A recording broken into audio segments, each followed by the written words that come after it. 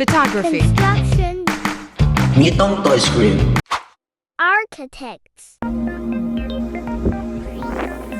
Dream. Reality.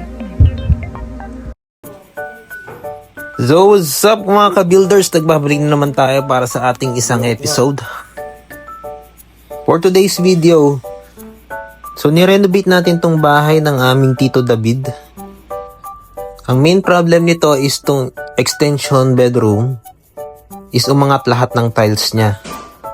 So ang suggestion namin is palitan yung lahat ng tiles, and yung pinalit namin is SPC. So pinalit namin is SPC, Stone Plastic Composite Flooring. So medyo may price lang siya, pero mas maganda siya compare sa tiles. Mas mabilis din siyang ikabit. Di na natin kailangan maghalo ng semento katulad ng tiles. So dito is maglalagay lang kami ng insulation. Then ilalatag na natin yung ating SPC. So sa walls nung ating bedroom, tinakpan namin siya ng dyaryo para hindi siya madumihan. And wala pang 1 week natapos na namin siyang ikabit. Dahil adhesive lang naman yung kailangan dito. So sa pagbili ng SPC, dapat i-check nyo yung availability ng item. Tapos, i-check nyo rin yung kanyang accessories.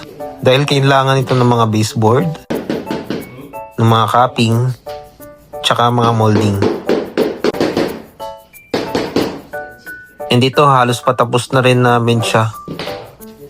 Dito is pang day 3 pa lang namin, kasi yung day 1 namin is nagtanggal kami ng tiles.